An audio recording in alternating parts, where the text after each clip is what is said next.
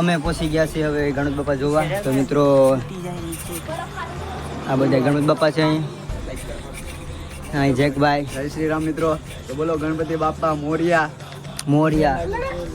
બધા મિત્રો પહોંચી ગયા છે અહીં ગણપત બાપા જોવા. તો આ બધા તો અહીંયા જ છે. અમે બે પહોંચી ગયા છે. કામ ચાલુ છે. આપણે બે લાઇટિંગ છે મિત્રો. અહીં લાઇટિંગ થાય.